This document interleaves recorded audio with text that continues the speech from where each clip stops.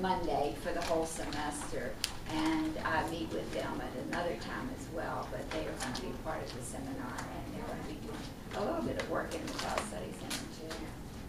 So let me see how you felt about the morning. It was good. It was just having to get in the routine of it, and the kids already know the routine since most of them have already been with the center. So just figuring out what we have to do and what the teacher wants and stuff. So it was fun. I enjoyed it. Anything surprise you? No. I have a niece that's 4, so they're roughly around the same age. So they follow along. So that's neat. Well, you were in a unique situation where the children were there for the first time. Yeah, half the class were new to school in general. Oh, they were. So that was new. Yeah. And then, cause I'm used to the older grades when they already kind of know what school is. But half the class were new to school, and then definitely that class. And so they were all getting into the routine and stuff. So. And then there were other ones who kind of helped the other students out, so that was fun to see. The ones who had been here before. How about you, Brittany?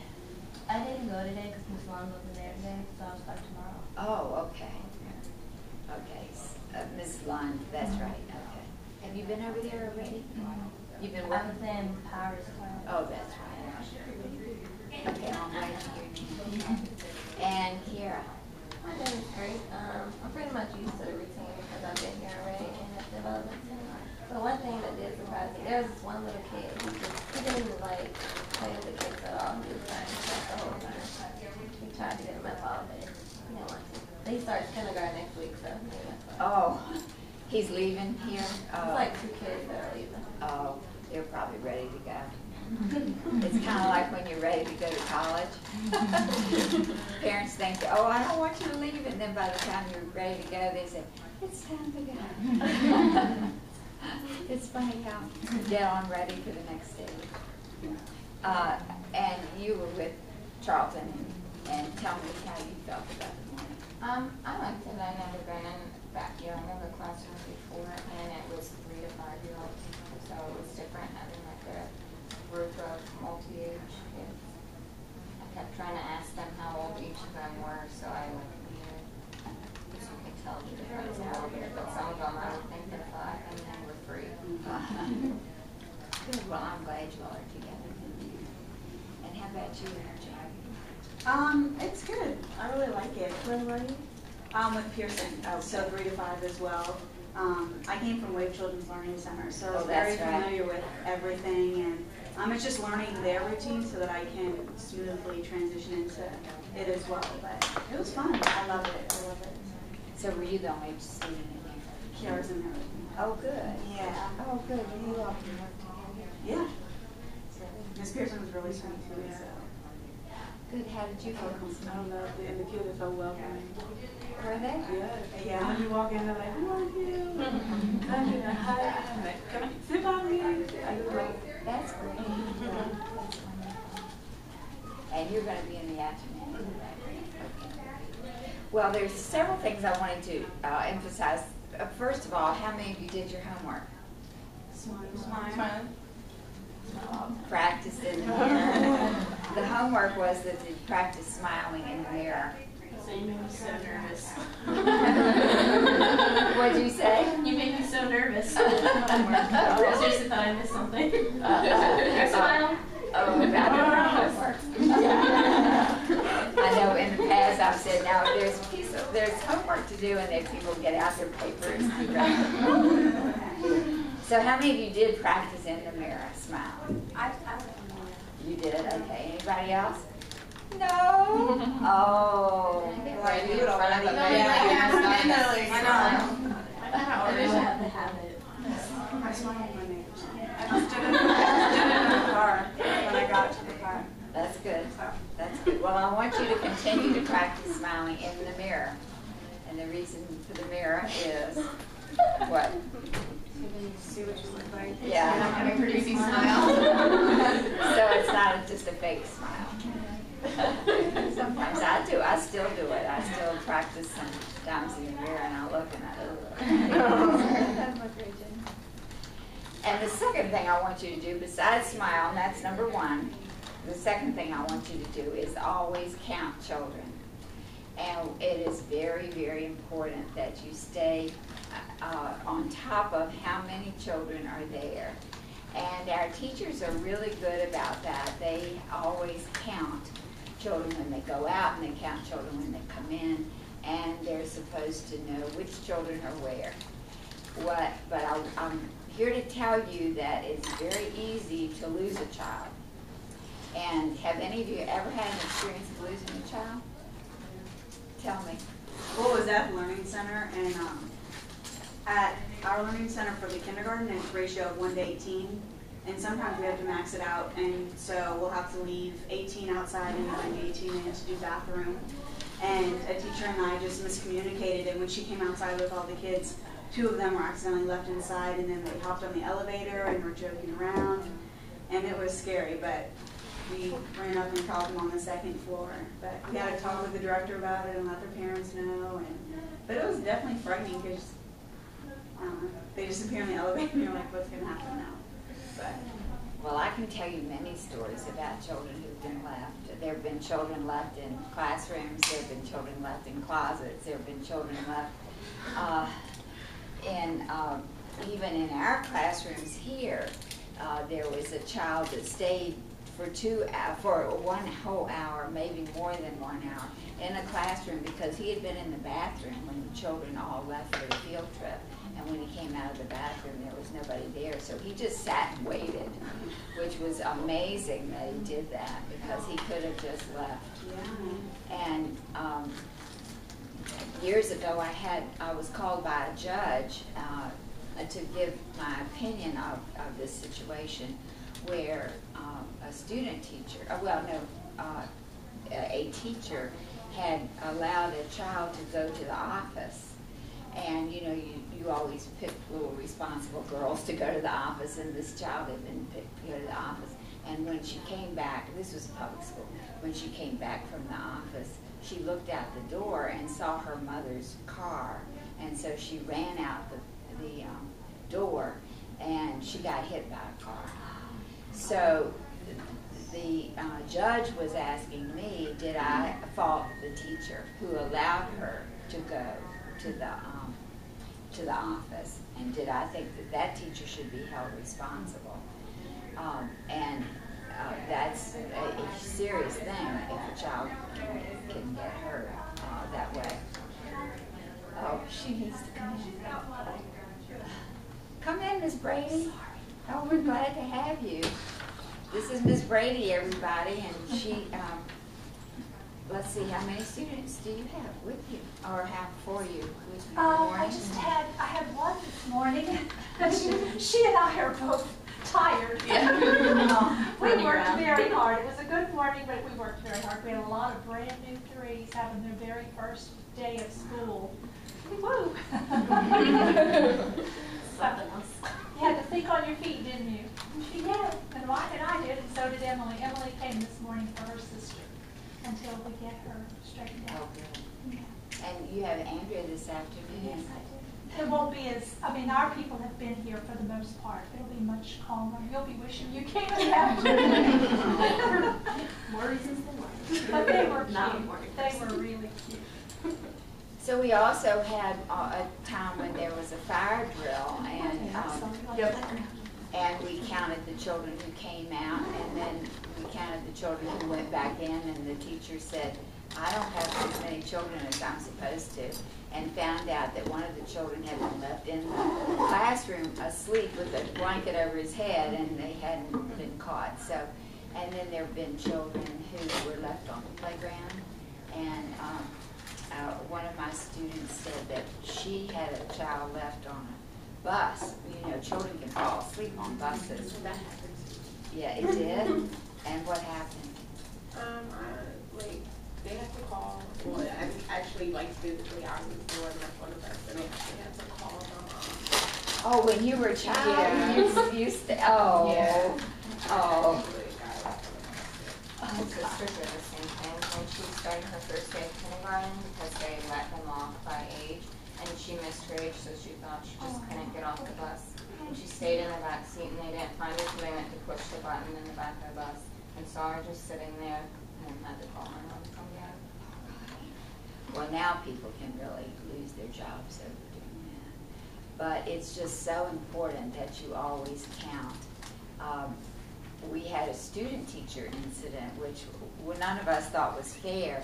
A student teacher had taken over for the teacher, and the teacher who was absent. And she had a substitute in there, and she sent the substitute out in the playground with the children. And at the end of the experience outside, the substitute was supposed to take the children to a resource to music. And the substitute had left a child out. And this child happened to have autism and walked around to the front door of the school about 15 minutes later and came in. And the principal was so upset that he said this student teacher would never get a job in that school. And none of us felt like the student teacher was the one responsible, but he was so mad. He said the student teacher would never get a job in this school. So these things can happen, and you just have to be counting, and always looking out to make sure that everybody is accounted for. You want to add anything? It is so easy to have that happen, and I guess the trick is, if it does happen in your classroom, go straight to the parent. Don't hope they won't be upset. Assume they will be upset and explain how sorry you are and what happened, and get it done that day and let it be you to the parent. Not to say they may not go to the principal and fuss, you don't know, but go to them directly. And if you've been working, like Dr. Kersey will tell you, on having a good bridge with parents so that they like you, they're going to forgive you an error that they may not forgive a teacher they don't like. That's excellent advice, and you really should always, and I will hammer this in class as well, you should always take care of something that you did wrong immediately. Don't wait. The longer you wait, the harder it is to own up to it, and the easier it is to try to forget it and hope it's not going to get known. So it's always important to go immediately. Now, one time we had a teacher here who was on the second floor. This was many years ago, and had left a child in the bathroom, and the child turned on the water, and the water dripped all through the ceiling. And people downstairs saw the water dripping through the ceiling, and they went upstairs to find out. And this teacher had not missed the child, didn't know that this child was missing. So It doesn't even have to be the leaving the child behind, but something else that happens in the classroom that you think, uh-oh, a little girl with a peanut allergy. We had a little boy at the same table, whipped out a granola bar and was halfway through it, and it had peanuts all in it. And one of my student teachers saw it. We quickly moved the boy, and then when he was done, we made him wash his hands. We didn't call him out, but we put a note in the cup in the lunchbox for his parents. And so as soon as that mom picked up today the little girl with the peanut allergy that day, I said, there was a little boy at so-and-so's table today eating a granola bar that had peanuts in it, and this is what we did.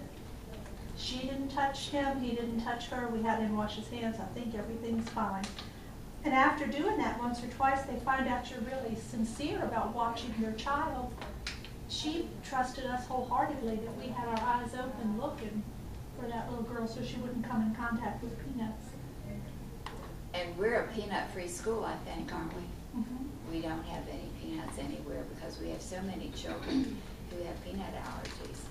And I don't know whether you know this, but the mothers that I know of who have had children with peanut allergies tell me that they ate jars of peanut butter while they were pregnant.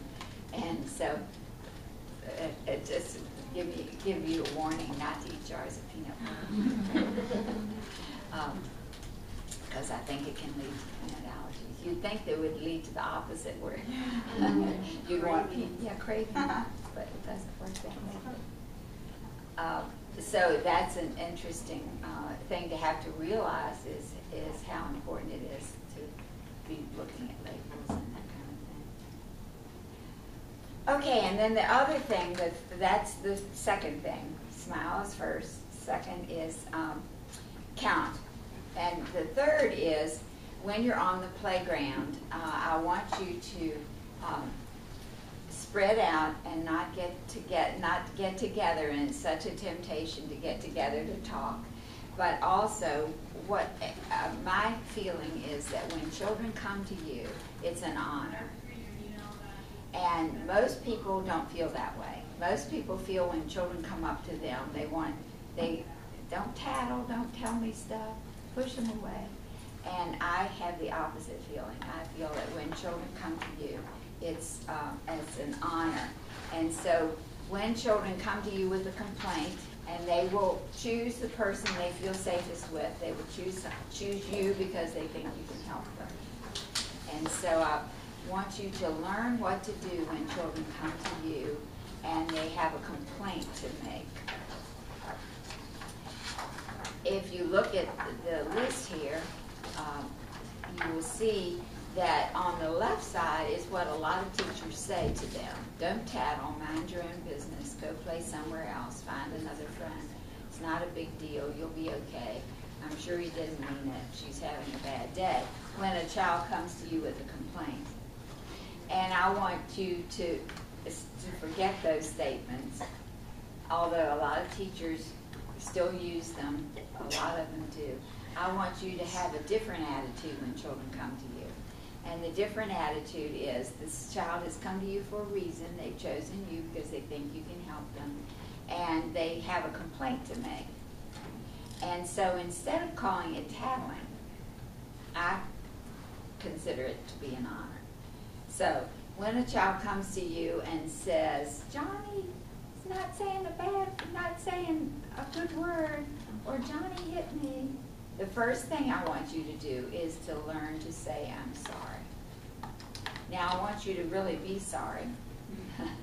And so I want you to give the child your eye contact. And actually, if you put your arm around the child and say, I'm sorry, that is so reassuring to children. You'll be so surprised at how much that helps a child. Mrs. Brady says it all the time, I'm sorry. And I would say 90% of the time, that's all the child needs to hear. They need to know that you're paying attention and that you really care about what they've said. So that they don't always leave you. They don't always turn around and go then. How many times would you say that helps? Believe it or not, it helps more with the boys. Does it? They don't expect you to micromanage like the little girls seem to, but often the boys are like, okay, yeah, thanks, off they go. That's interesting. Okay, so now say the child is still there with you. You can say, thank you for telling me. I'm glad you told me. Now, most people aren't glad they told them. Most people say, mind your own business. That's not your business. Or they'll say, sticks and stones will break your bones, but words will never hurt you. And that's not true, is it? No. What I'm trying to help you to do is to learn to help children the world over. Because the world over, every playground in the whole world, children have to deal with yang. Did you ever have to deal with that yourselves? Yang. Do you remember the feeling? Yeah. It's the world over, maybe in different tones. So what I want you to do is to help children deal with the fact that other children take advantage of them. Other children are not kind. Other children may be bullying them. You never know what's going on in a child's world. So thank you for telling me. I'm glad you told me. And then the next one is, I would never do that to you. I was just thinking, remember Matei reached over and took Liam's cookie and ate it before anybody could stop him, and so Liam clouds up and looks at me and says, what did he say? He took my L or something. He Just took spelled out his my name. he took my L. And I'm, Bert thinking, what? and I heard Emily say his cookie L. And that's exactly what I said. I am so sorry. I would never do that to you. I would never eat your L. And I looked at Matei and I said, you know, you was halfway want to laugh, and I said, Matei, that is his L. You can never eat it again. And so Leah quit crying, and it was okay. Right away, and yeah. I hope Matei won't eat it tomorrow. He stood up and got away from the table and was getting our attention, and then as soon as she said it was okay or whatever, he went right back to sitting and eating. But his crackers had spelled out his full name, and I had pointed it out earlier, so that's why I was like, it's his cookies. What does L mean? His name is Liam. They were cookies in the shape of alphabet. Oh. And so they spelled out his name, which is a real sweet idea, and a little baggie, and he was eating his pieces. And Matei's from Romania, so Matei's English is a little shaky, but he just reached over, took the L, and ate it. Well, and the way you handled it was just beautiful. Now, Mrs. Brady really means that when she says, I would never eat your cookie. So you have to really focus on meaning what you're saying. You can't just say words. And We never would have grown up. We would never grab his cookie.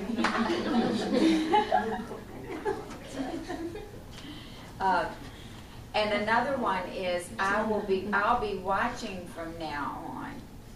And then that is a big one that helps when you say, oh, I'm sorry I didn't see that. I'll be watching from now on. And that oftentimes children say, oh, good, she'll be watching. So then you move closer to them so that you can see it for yourself. Now, this next one is one that we say a lot of. I'm sorry your ears had to hear that. I'm sorry your eyes had to see that. We say that to each other sometimes when things go bad, go wrong. You know, I'm sorry your ears had to hear that. I'm sorry your eyes had to see that. And it's just kind of a fun thing to say when we really are sorry. And when your husband comes home at night, do any of you have husbands? Good.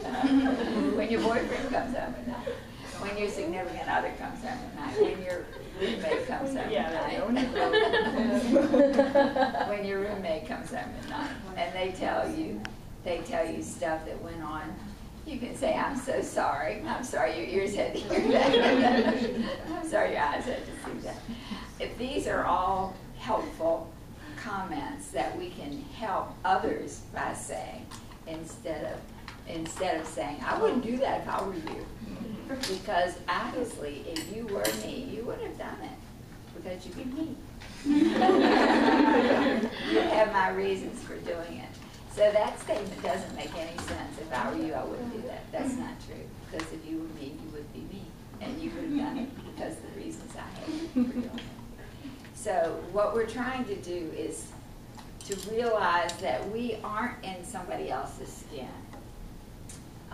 Years ago, somebody told me if there's a dog in the room and two children come into the room, and one child loves the dog and he goes over and hugs the dog, and the other child is afraid of the dog and runs out the door, how many dogs are in the room? The answer is 3. There's the dog that the child who likes dogs saw. There's the dog that the child who didn't like dogs saw. And there's the dog. So there are 3 dogs in that story. And the reason I'm telling you that is because your perspective is what colors your reaction. And everybody has a different perspective. If you saw an accident, for example, and then you had to write down what happened, everybody's story would be a little different because your perception is what colors your reaction to it. And we need to remember that with children, that their perception is what how they saw it, even though we may not have seen it that way at all. And we can't talk them out of their perception. We all, my grown children sometimes get together and talk about their childhood. And I think, that didn't happen. That wasn't the way it was. And then sometimes they'll correct each other and say, well, that wasn't the way it was. Well, it was the way it was to them. And the way they saw it colored their reactions to it. Do you see what I'm saying? So I'm trying to get you to always get into the other child's skin and see it from their point of view. And we're often wrong. We often don't see it the way they see it. Okay, so then the next one is, I'm sorry your feelings were hurt. And then the next one is, kiss your brain for doing the right thing, coming to tell an adult and not hitting or hurting somebody else. What did you say? I said that's a 101. Kiss Yeah. your brain. Yes, it is. Kiss your brain is a wonderful 101 that we love to say to each other, and we say to children when they've done an admirable thing or something we're proud of. Just kiss your brain. You did a good thing. You did a good thing. And then let's all kiss our brains right now. Okay, good. Everybody, did you kiss your brain? Sometimes they kiss. But it helps them to realize that we appreciate what they did. And they did the right thing to come tell us instead of duking it out, hurting somebody. Then you can keep going. If these things aren't working, you must have felt so sad. Can you tell him how that made you feel? And oftentimes, they want to go back and tell the other person. And sometimes they can't go back without some help. So I've seen Mrs. Brady take them by the hand and go over and help. I just say, do you need me to go with you? And you're just moral backup support. Often I will get the other child's attention because they don't respond as quickly to another child, and I might just say, Evan, Joey has something to say to you. Can you give him your eyes, please, or can you look at him, please? And then I leave it open to the other child to handle it. She's excellent at that. But what you want to do is to teach them the words, help them to learn the language, to say it to them, to say it for themselves. And so you don't want to say, Johnny, Susie did this, or Susie has this to say. So you want to help them to learn the words. Is there something I can do to help you? Do you want me to go with you and hold your hand while you tell her? And then could the two of you choose a third person to help you solve the problem? This would really be for older children. I don't think this would really work in our classrooms. And then the last resort is, and this is the last resort, is I'll take care of it. If the child's still there and the child just seems traumatized and not able to handle going back and just still is there and just seems upset, then you say, I'll take care of it. Now this is very important for you to say, I'll take care of it, and then the child says, oh goody. Meaning, oh goody, I'm going to get him in trouble. And so the child perks up and wants to go with you while you take care of it. And you say, you run along. You don't need to be with me while I take care of it. And that's very important, that the child who came to you doesn't see the way you take care of it. This is huge. Because if they can see that you get somebody else in trouble, that they got somebody in trouble, you have taught them to continue to do this, and they will continue to try to get other people in trouble. I'm going to tell, and they'll go tell, and then they hope that that's going to get somebody in trouble. Has anybody ever seen that happen? Yeah. It happens on every playground. And oftentimes, teachers will take a child's word for something and punish another child without having seen it themselves. And I've seen that on our playground. I've seen a child come and say, I went and told, and look, that child's now in timeout. And the teacher never saw what had happened, but put the other child in timeout. Any of you ever done that? Well, it's an easy thing to do. It's awfully easy when somebody tells you somebody else did something to call that other child over and put them in timeout. So I want to suggest to you that you never punish a child for something you didn't see.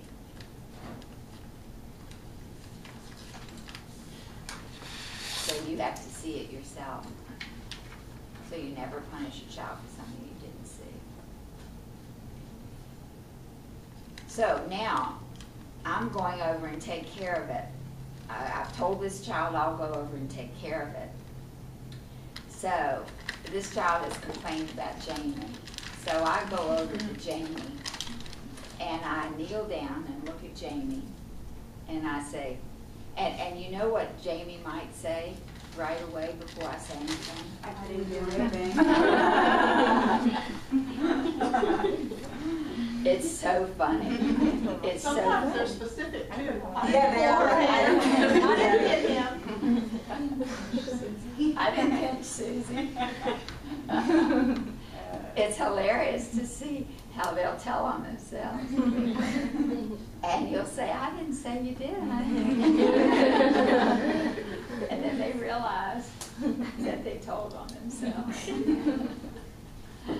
And then if they have told on themselves, you can say, well, what are you going to do about that? You know, I didn't say you did that, honey. So if you did that, what would you like to do, or what would you think would be a good idea? Now, suppose I kneel down and look at Jamie, and she just looks at me like, what's this about? And I realize that she's very innocent. She doesn't know what it's about. And I say, Jamie, you have such pretty blue eyes. I don't have to address what I came for at all. I don't have to do that. I can just talk about anything I want to. And I get down and look at her and say, you have such pretty blue eyes. And then I give her a hug and I walk away. And this child over there thinks I really dealt with it.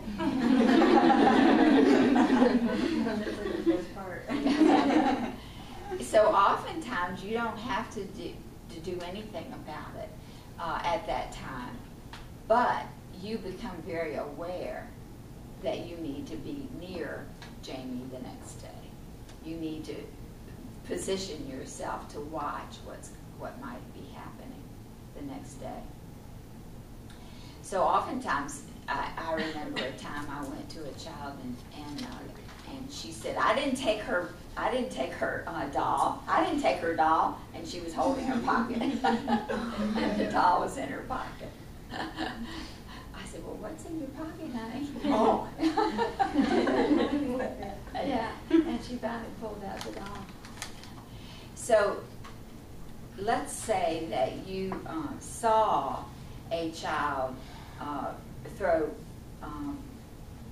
paper out the window, and Johnny comes and tells you that Sarah. Let's say that Johnny comes and tells you that Sarah threw paper out the window, and you say thank you for telling me, and then he says, well, what are you going to do about Sarah? And so I'd say, well, I'll take care of it, and then so I wait. And when we go outside and I see paper under the window, I say, Sarah, would you pick up that paper? She said, I didn't throw it there. I said, I didn't say you did, honey, but would you pick it up? And so then she knows that I'm on to her. And then the next day, I make sure that I watch Sarah and see if she's going to throw paper out the window. Now, once I see that, I say, Sarah, you just threw paper out the window.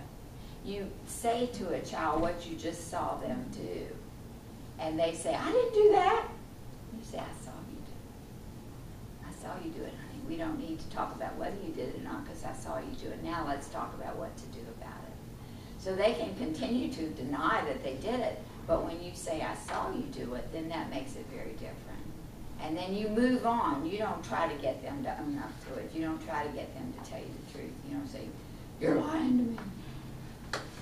You don't need to get into that at all. You just need to deal with it to make sure that it doesn't happen again.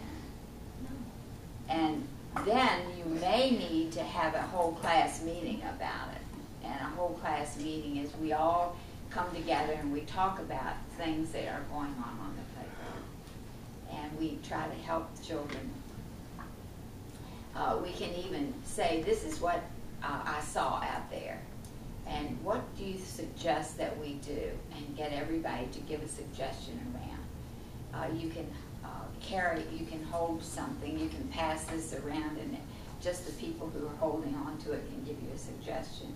We'll talk about class meetings in class quite a bit, but it's a wonderful time to get input from other children. And children have wonderful insight.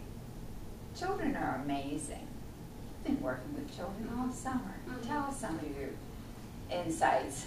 I have one that I remember that really stood out to me because I was telling one of my coworkers, I was like, I love when kids correct me, because then I know that they're actually listening to me and thinking about, or watching me. I was writing a recipe because we were doing cooking, and I wrote a recipe up on the dry erase board, and one of the kids, was raising his hand, trying to get my attention, and I'm, dealing with all these other kids. So I finally say, yes, Ryan, what do you need? And he goes, I just wanted to let you know that you skipped the number 3. So I was like, all right. So I went back and I fixed it. But I love stuff like that. I do too. I can't really think of any more examples off the top of my head, but I'm sure I have many. Tell us about your experiences, what you've been doing. I've been working at the Y for about 4 years now, and I do after school and summer camp. So I just finished summer camp, or this is the last week, and then next week starts after school, and I get a variety of kids from all different kinds of backgrounds because it's the Y. They don't discriminate against anybody, and so it's very fun and very interesting to get that many kids with so many different backgrounds into one room. It's really fun. It's wonderful that you think it's fun. I do. I really do think it's fun. And just to see them, what really warms my heart sometimes is to see them make friends with each other, because it's like they're adults, but they're friends, oh, I'll give you my phone number and we can hang out sometime. And I love that when they make friends. What age children are they? They're school age, so they're kindergarten through 5th grade, and we have some middle schoolers, but they're separate. And y'all have a pretty strong routine, or what you do? For after school, yes. We pick them up, they come there, we do homework, and some days we do different things, like we'll do a fitness day where we do fitness all day long, or we'll do a Lego club or art club or something like that every day. Summer camp is really crazy because we get new kids all the time. So it's hard to have a routine, but we try for the most part. It's wonderful that you're so creative with what you plan for them. Yeah, it's hard. It fries my brain sometimes, but does it? Yeah. But that's what I have the weekend for. So I've suggested that you don't ever blame a child for something that you didn't see, and I also suggested you don't ever ask a child a question that you already know the answer to. So did you do it?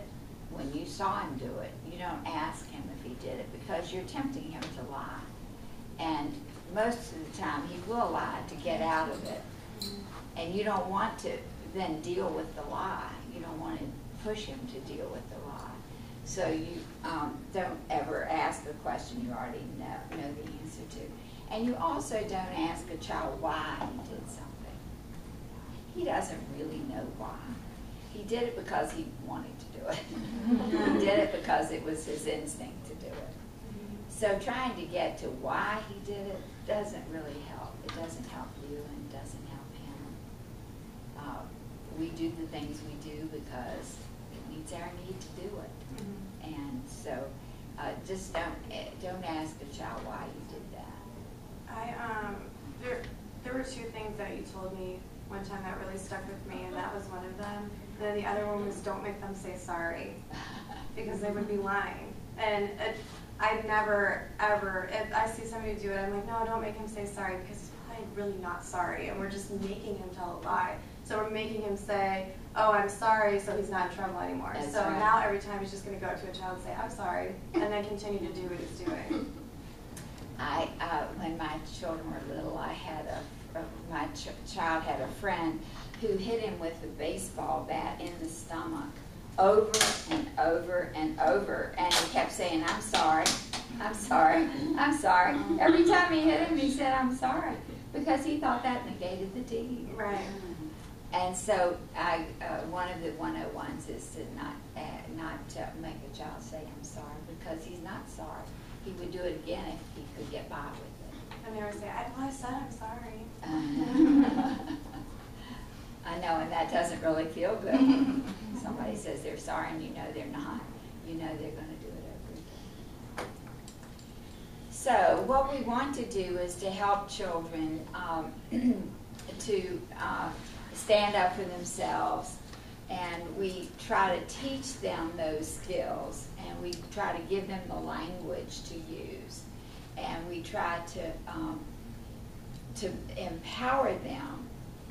So we want to be watching for children who are loners or children who seem to not be able to fit in. We want to be watching for those children and try to help them find a way to fit in. Sometimes you have to teach them something yourself, or relate to them in a way yourself, so that that they will start feeling confident. Do you ever have that experience, Ms. Brady? Especially on the first day, I was thinking, today Miss Simpson was sort of like the Pied Piper when the doctor kit came out. She began to play with just one child, and what did you end up Sophia. with? 4 or 5? She ended up with 4 or 5 around 6 her. doctors giving me shots. Yeah, and one child said, I said, do you want to listen to my heart? She said, yes, and breathe. Yeah. We had that today. Nathan was first, and he's 3, so this is new to him. And he was trying to make we had the plastic train set, and he had the track, but it all circled, so he's making a circle, but he's missing a piece. And it was over by me. So I brought it over. By the time I had it over to him, he broke it up. I said, okay, let's put the train back together. So we had it. So we're taking the cars, and we're going around this small circle. Well, next thing you know, I had 4 other kids behind you trying to come in on the circle. I'm like, okay, we'll see. And he's timidly, it's okay, Nathan, they can play with you. So he was warming up to it. He's trying to walk away. I'm like, no, let's keep playing with this. You have to meet the people, and you can't just play by yourself. You have to find the friends in the classroom, as much as it's scary to them 3 years old. They don't know everybody. I'm new. Oh, I know. That's how I distracted the kid whose parent had stayed half the day. I distracted her while we were doing the doctor thing. And so she kept giving me shots in random places, usually in my ear. lots of things got stuck in my ear by that kid, so. Including the hammer thing. But it worked to distract them. And then after that I went to where they were on the carpet, where it was mostly guys, but where they were on the carpet and they were playing with blocks and they were building a city. So then they all wanted to show off their skills on city building, and then others showed up, so it was pretty fun. And then doctors kept being doctors by themselves and got away from getting stuck. So what would you say is one of the biggest challenges up in your classroom, Ms. Brady? Right now?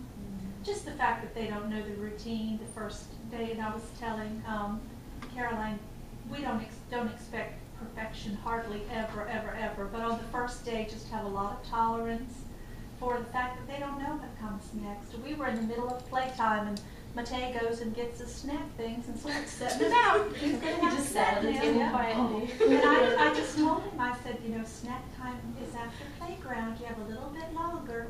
And I began to put the stuff back in the bag, and I said, let's put this in our cubby. We'll eat in a little while. So I think patience is a great tool to have, and a little bit of humor. Yeah. And just get down on their level so that you don't seem so tall and imposing. And I think we had a lot of happy little people when they went home. There was a couple that were, one child said, I want to play sticks again. And I said, I know you do. It's time for moms and dads. He said, but we have to play sticks again. And I said, we'll do that tomorrow. And his daddy's at the door waiting, and it was Blake, and he wasn't ready to go. He wanted to play sticks again. It's funny because when we were playing sticks, he wasn't as enthused about it. He was like laying down. I had to like hit his sticks for him at one point. Maybe he got the hang of it now. He wants to do it again. So just patience and a little bit of humor. Yeah, make it fun is really a big one of the 101s, is to try to be funny. And you can just be funny yourself. You can just do a funny antic yourself. Jump around, dance around. Use your eyes, use your face. Laugh. I mean, something falls on the, we say something falls on the floor, instead of saying, oh my gosh, you dropped it, we say, uh-oh, spaghetti-o. So, you know, they learn that you don't get freaked out when they drop or spill something. They were really worried because we were doing Fruit Loop necklaces, and they were really worried anytime they found one that like was broken in pieces and stuff. I said, that means you gotta eat it. Yeah. Made it a prize instead. And there's one kid who ended up just going through the entire bowl looking for it instead of working on his necklace. How about Mason got scissors and started cutting it? Mason found the scissors that were like to cut the string, and he started cutting the Fruit Loops in half so that he could eat them. Oh, that was just eating smart. them off of his necklace. This is smart, but yes, and pick those up. That was very So there's another one. There's a girl who had strung like maybe 10, and then she just started eating them off her necklace instead of eating like from the bowl like most of the other kids. She just ate them all Yeah, on. she just ate the entire thing, so then her string's completely empty before she even tied it off. So, But she had fun. She was up stayed there for a while. Well, does anybody have any questions to ask about? Yes. Like there's one little boy, absolutely adorable, but he's always climbing on top of me, wants to sit in my lap. What's appropriate, and if it's not appropriate for them to sit in your lap, can you give me a suggestion of what I should say to him? I always say like, oh, why don't you just sit next to me, or why don't you plant your feet over here? And I'm glad you brought that up, because it's important for you to keep the teacher attitude about yourself and not let them play with you like you're a teddy bear, and not let them chase you around the playground, not let you sit, for you not to let them sit on your lap. I think some of the teachers may let children sit on their laps. I'm not sure, but see what your teacher says about that.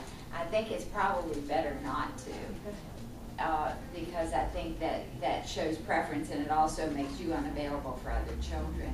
So I think it's probably best not to.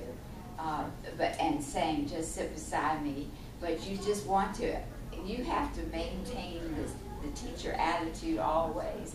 And sometimes it's hard to get to that. It's hard to find your teacher place, but eventually you will. And watch what your teachers do. Watch what the teachers here do, and try to model yourself after what they're doing. I think that's an excellent question.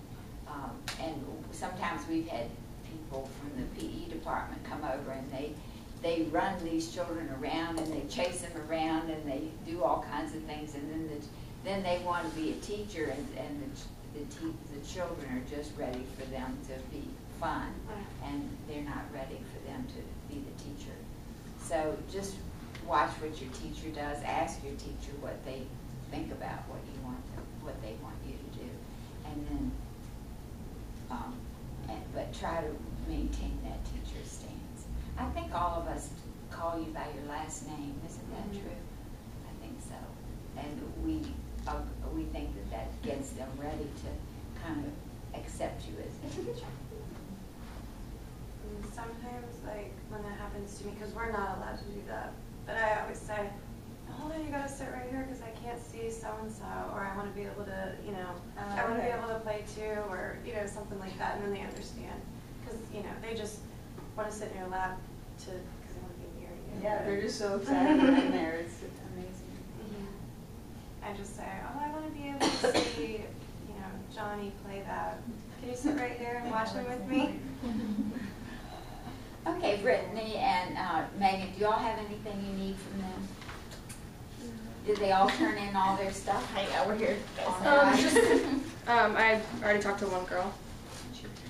As long as you, let's see, there was I think there were a couple of folders that, right, if you hadn't attended the orientation, I just uploaded the orientation, so if you were not able to attend,